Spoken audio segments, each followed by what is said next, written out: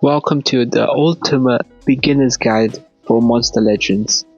In today's video, I'm gonna be showing you guys every little bit of the game, so basically you can master everything and start playing, and you should know like all the details if you watch the whole entire video. So the first and the most important stage I'm going to be talking about right now is the gold and the food situation for most of you guys. Okay, so as you can see, my account is like quite old for all of these monsters, so let me just switch over quickly. Alright, I'm back on one of my friend's account, and this account is a lot newer. It hasn't been used in quite some time, so I'm gonna be showcasing like all the beginners tips on this account, so you guys can really know where I'm coming from and what are the benefits of this and how you actually do them. So if you're a really brand new account and you want to just earn lots of gold, farm lots of food, the best and the easiest trick to do is you want to get the pandicons. So to breed a pandacan is quite easy. You do fire, nature, fire zone trees that you can buy from the shop, and you want to breed them, and you just want to like mass populate them all over your island. So as you can see in this account, I've got like my mythic habitats right here, but the spaces where I don't have the mythic habitats, there are pandicon, and the pandicons are just like the 4 in each one. Hopefully there should be 4 in each one. Oh, these ones haven't been leveled up to the max, so which is why it's not 4 in each one. But usually what you want to do is you want to max them out, and you want to have a 4 in each one at nature habitat level 8. That's the most effective way of doing it, especially when you're early and a brand new account. Apart from that, the game offers a lot of like easy ways to get legendaries. You can easily farm legendaries. For an example is right here. You can have like level 3s habitats, and if you have level 4 habitats, you can place 4 in each one. Legendaries, they give you 155. That's like one of the lowest actually. There are some okay, this one 244 gold per minute, but for those that like have older accounts, there are some monsters that are like give you 3 or 5 golds per minute. And what people usually want to do is you usually want to just have those next to boosters like these, and they can give you up to, I think it's about 500 gold per minute, and you can just farm gold like crazy. So to get food, you have to have a lot of gold, of course. So what you want to do is you want to have a lot of gold, and you want to go to your farm, and you want to farm a black lotus root. So you want to farm this, takes an hour, and as you can see, well, let me show you guys. Okay, let me show you guys right here. It gives me 100k gold, right? I mean, 100k food. So what you can do is you can go to the guardian and hit the activate button, go over here, and now it says 200k. So considering you can have up to, actually no, I can't show you guys here. There's how many I think it's 14 farms. 14 farms, you can have up to 2.8 million gold. I mean food, why do you keep saying gold? Food per harvest. And you can easily get that food up and just like farming it. Even in a week you can probably get up to like 50 mil food easy, and you can just it's like an essential part of the game, so you gotta have it. Another point that I'm going to be reaching out to here is this little island. There's a food and gold over here, and this is only activated when you buy the golden legend pass, whichever, and this gives you double the food. So what you can do is, as I said here, you get 200k food. You can, if you have the golden legends pass, it gives you 400k food, so you can carry on doubling, and yeah, 400k food, that's about, I think, 6 million per harvest if you have all the farms on Black Lotus route and you carry on farming. The Legends Pass is a decent investment, I would say.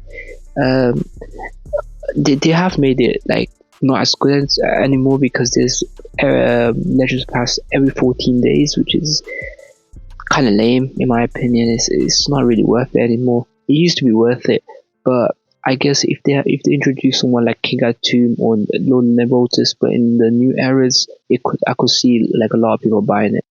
So if there's a good monster and you want to invest, it's an easy way to get good, I guess. Especially at the start games, if you have the Golden Legends Pass, it gives you so much resources. As a newbie, you appreciate them. So yeah, I mean, it can be a good deal in certain situations. And now let's move on to our first event, which is the bounty. It is on right now, and as you can see, this is the level 1. I am quite late to this. The reason I didn't play was for this video, so if you are enjoying this, please leave a like. It would help out a lot. So the bounty here is an interesting event.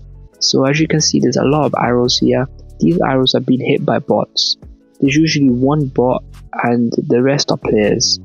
So what you want to do is, if you wait long enough, the bots will just carry on hitting the tiles, and the arrows will appear, and it'll tell you where the fugitive is. I think you have to be 50 tiles are swapped over. I know this for level 8. 50 tiles is swapped over, and then the fugitive will be in the area. Otherwise, you can't find the fugitive. So you gotta do a certain amount of flips until the fugitive appears in the area.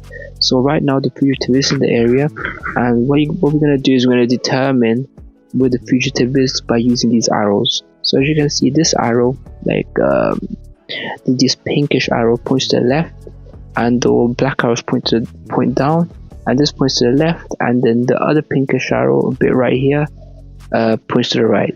It's hard to understand, but the fugitive is going to be here most likely. Yep, fugitive is here. So what I'm going to do is, you're going to use Canecro, because this guy has anticipation hater, and this anticipation hater means that he does triple damage against any fugitive. The reason for that is because the fugitive always have anticipation trait, so it will always do triple the damage. Then you can use Tiny. The reason for Tiny is because you can apply Mega Taunt, and this guy can do Taunt Hater, and he can do triple damage and kill him. So let's do an attack quickly, and let's see how much damage we do. Okay, I think we killed him off. Okay. Alright. Yeah, okay, this guy was way too weak for us. Like, I didn't even need to apply the haters, and he just one-shotted. Canecro just one-shotted. But yeah, Canecro is like a really good base monster for all the bounty hunts. And this is because, like, if you're not a spender, you have to use Canecro at the start. And you have to use Canecro until you can get to level 8, where you can start earning enough bounty and gold points where you can buy the bounty hunt and buy the fugitive killer for free. And then after you do that, you're basically Gucci, and you can just play the game like normally. Like right here, this is what I'm talking about. So you need 750, and you need to buy 10 of these to get to 100 cells, so you can actually hatch him and then play. So you need 7,500 gold coins. So right now I'm in another lobby. I think maybe we've done enough points. Never mind, we have not.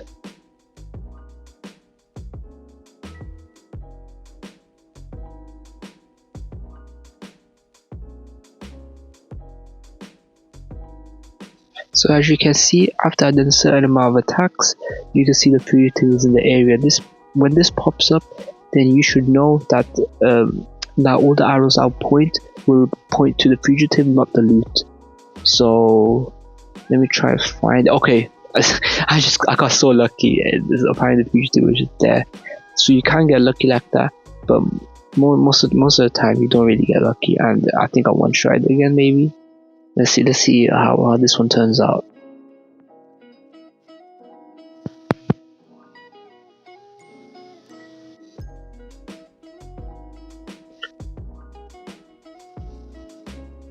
Okay, taunt.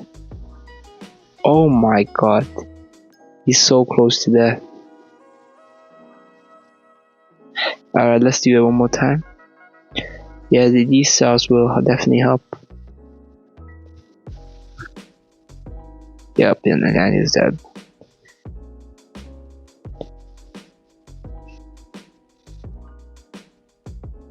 Yep, and I get 25 extra gems. So the gems are like really helpful because you can just farm gems and spend them in as attack points, wherever you call them, and you can like carry invest in. But you gotta be smart with it, otherwise you'll just lose a lot of gems because there are some people that just snipe them out and you end up with no gems.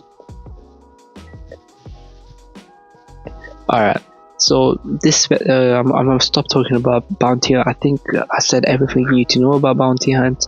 Now let's move on to the tails. So we have the tails over here. The tails is an interesting event. There's normally a new monster in a cycle that comes out. This guy is not a new monster, this is just a side event because the bounty hunt is going on right now. But when it's a standalone event, there's normally a new monster and it's quite good. They always use the tails monster, is really good, and you can spend around 149 gems to get him rank 0. Yeah, that's about it. And if you want to get him higher rank, you gotta spend more gems. But I'll tell you how this works. So basically, as you can see near the gold, you got 6 bars, so that means you can collect 6 times. The food, you got 4 bars, that means you can collect 4 times. The fight, you can only do 1 fight after 2 hours, and hatch eggs, you can do 1 every 8 hours. This whole thing resets after 8 hours. So as you can see, the gold, I've collected the gold, so I've collected 6 amounts. After 8 hours, I'll be able to collect another 6. And the same with the food. After 8 hours, I'll be able to collect another 4. So let me find someone to feed quickly. Right here. And let me just do a feed. Come on, give it to me. There you go. As you can see, a pop-up shows and there's 4.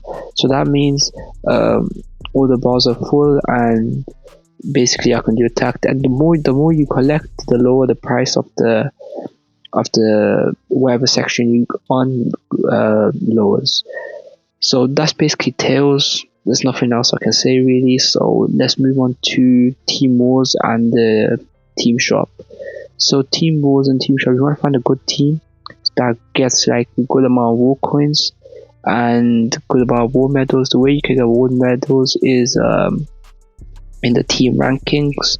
So what you want to do is you want to have your team at a certain league. So the higher the league, the more war medals you get at the end of the season, or the campaign, whatever you call it. As you can see, the campaign is ending in 17 hours from now. So after 17 hours, you'll be able to get your war medals in whatever league you're in. So that's how leagues work, and you want to get enough amount of war medals, and you want to be in a champion 3 or higher team realistically, and you can, I think you have to be legendary. Yeah, you be legendary 4 for this, and you can get 9 to 11 strength runes or like rune. Basically, this is one of the best ways to get runes. So let me just for this video, only for this video, I'll open a chest 8 to 11. You can be in any team and you can open this up. Unlucky man. Yeah, so that's basically wars. You gotta do 6 out of 6. Like, you don't have to do 6 out of 6, but you have to do some type of certain amount of war attacks until you can get the war rewards. If you do 0, you get no war rewards even if your team wins. So just help out your team. Another thing I'm going to talk about is the dungeons quickly. Now the dungeons, there are dungeons for every era. Every previous era is basically like survival dungeons. However, the issue is you gotta use your actual attacks this time. The attacks you use to do adventure maps, so like every 10 minutes you get 1, but it capped at 10. So you gotta go through these, and I'm pretty sure there's 4 each. So 4, and there's 5. So you gotta have 20 attacks to complete the whole of this, and they do get pretty tricky. So you gotta have rank 5s. The good thing is The good thing is they give you a decent amount, especially for the older eras, like Nectar. There's a lot of good monsters that are still in meta, so Nectar 150 every day, that's pretty good, I can't lie. And Ancestrals, so let's move on to that quickly. Ancestrals are the best rarity monsters in the game. They do huge amounts of damage. For example, I should have right here, okay, Tyron the Stormbringer right here, and they do so much damage. Like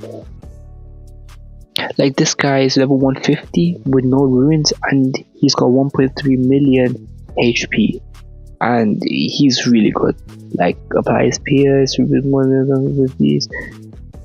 Yeah, so usually this one's one of the weaker ones. This Griffin guy here, he's the best. Like if you have him, you use him for PvP, even at level 120, he does so much damage. It's crazy, and he's got PS. So and you get to do these essential special skills, and they're really powerful and such, and they got good traits. So if you can get them, it's good. On the way on to get them is by this Conjuring event. This Conjuring event is it's quite weird, I can't lie. It's basically, you have 400 tickets, you blow 400 tickets, you have 5 chances at getting Tyre Stormbringer, whatever his name is. And the same with the other ones, so there's 4 titans, and you have the same chance, 0.0125. That is slim. That is so slim. And yeah, so you get these chances. You can get all of these rewards. You can kind of scrolling if you want to. I'm not gonna waste your time right now, but this one's the weaker one. However, this one's the pay to win one. You can buy the seasonal tickets, or you can get them in the event, which I'll talk to you about in a bit. But you get these tickets, and the probabilities here are a lot higher. So there's a 1% chance you get Stormbringer, and there's a less for the other ones because Stormbringer is like this month's Ancestral. So whenever it's, let's say, Grafania's turn, it'll be 1% as well.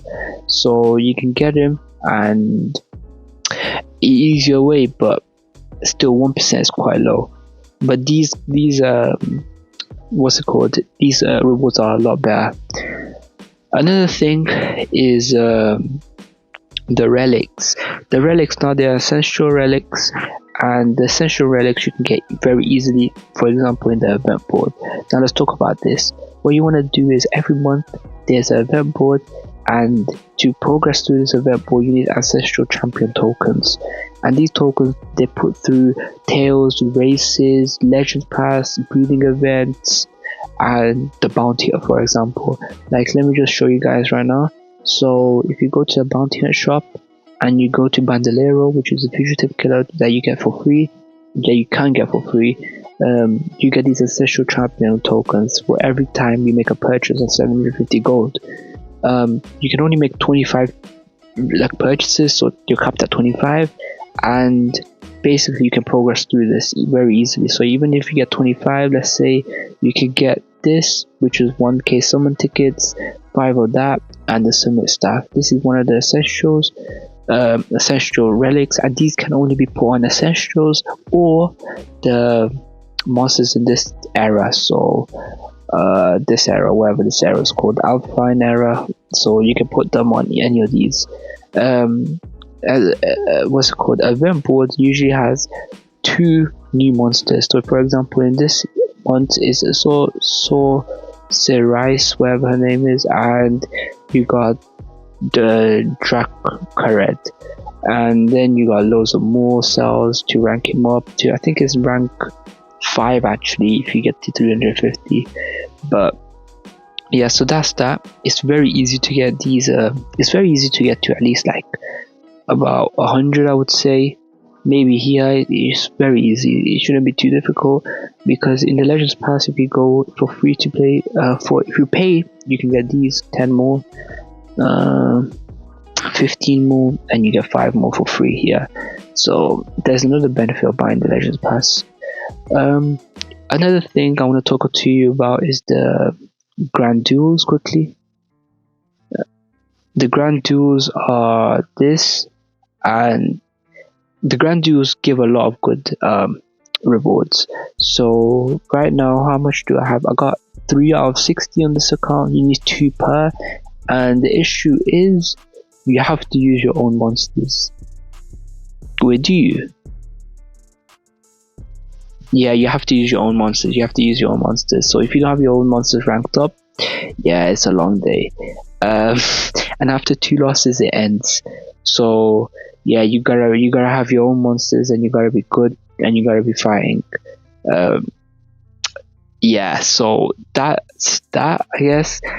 Let me just see this rewards quickly.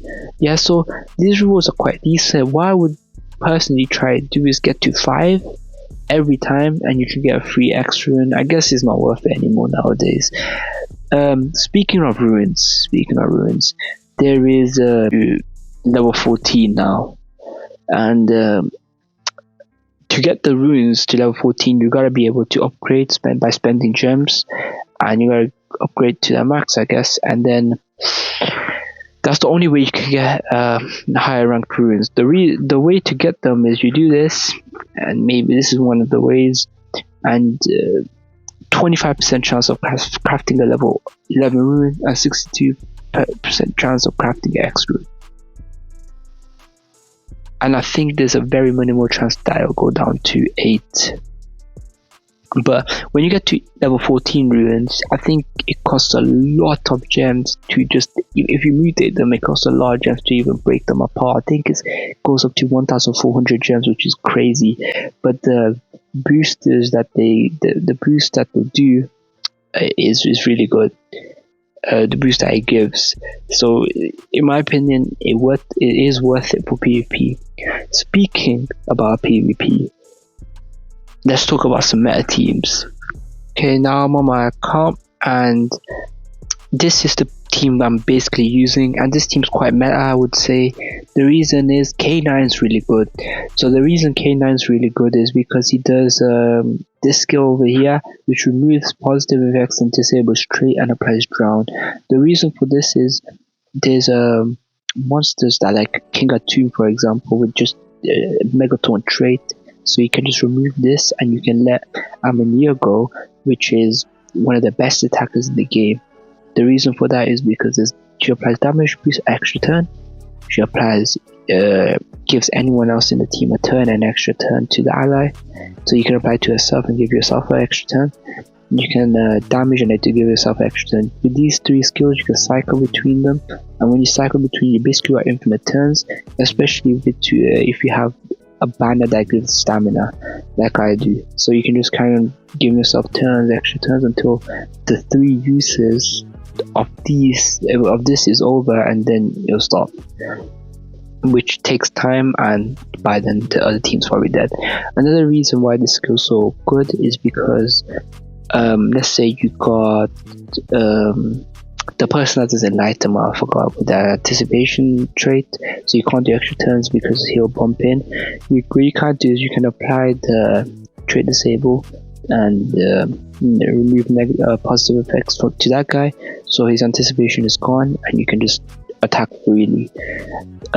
Instead of Talika, I just got a sport monster, so this is just a sport monster, and the reason for that is torture immunity, so I don't get any tortures. But alternatives to her would be Shadow Nia, which is a really, really good monster, and if you got Shadow Nia like ranked up, you can easily make it to top 1000. Yeah, you can easily make it to top 1000 because Shadow Nia can cycle through his skills just like Amania, and it's a lot better than Metallica, unfortunately. But I don't have Shadow Nia, so I'm having to deal with Metallica. For my defense team, this used to be my attack team, except for Monk over here. Instead of Monk, I had Talika, but since I'm using Talika in my attack team, I'll put him here. Yeah, so you got Cupid. Yeah, Cupid's, you know how it is, just Cupid. PS attacker, and you got Uriel, which is the best sport monster in the game, with Spear of Destiny on him, and I've got the I think it's Asian Cloak. Yeah, Asian Cloak on him because it applies anticipation. So if anyone does the extra 10 skill, skills, then he'll bump him. That's why. So actually, sorry for the Discord noise, by the way. Alright, we're going to be talking about the Colosseum. So the Colosseum, there's different stages to the Colosseum, different difficulties. So if you're a really brand new player, you can only complete the stone one. If you're like a newer player and you've got like the newer monsters and you've got, or an older player, then you can complete the steel or the titanium. The different stages mean different type of rewards. So if you do the titanium, you get a lot of better rewards. Unlike if you do the stone one, you get really bad rewards. There are leaderboards to this. The leaderboards is where there's a lot of rewards. So if you, let's say for example the titanium one, let's say you go to arena rewards, you get 2,000 for this, most berries. You get so the top 1 gets 2,000 and you get frame. Top 2 to 10 gets 1,000 and so on, so on. As you can see, let's say the bronze. So the bronze gets elementum instead, so it's less impressive. But yeah, so that's basically the Colosseum. You get these Colosseum cards every, I think it's 1 hour, and you can just carry on cycling through these. The more you cycle through, the more damage you do, the more points you get, the more higher your ranking becomes. Basically, that's basically the Colosseum. It's one of the best ways to get Ancestrals. Right now they're not offering any Ancestrals for the leaderboards, but they usually are. I don't know why it's not happening right now. So that's basically the Colosseum. Now the next thing I want to talk to you about is the mazes. The mazes is where you collect maze coins for just doing breeding, hatching, collecting food, collecting gold, and doing PvP attacks every 4 hours. You can get up to 225 maze coins every 4 hours, and you need about 7,000 to get the monster, and you need more, of course, if you want to get ranked up, which you can spend gems, or I mean you can spend money, but yeah, so you need 7,000 to get the monster, and it's quite easy for you to play if you can carry on cycling through. Another thing is the races. The races is just doing quests. Like, it's not any hard, but the prep you need for the races is you need winged monsters, you need epics and legendaries to be ranked, the same with mythics, and you need thunder eagle, trees of fire soul, and pandicons. That's basically the race for you. So basically I think I've talked through everything in this game, all the major events. If I've missed anything out, please let me know in the comments, and if you got any questions, please let me know in the comments. I'll answer them. And if you enjoyed the video, this took a lot of time, a lot of editing, please leave a like and subscribe.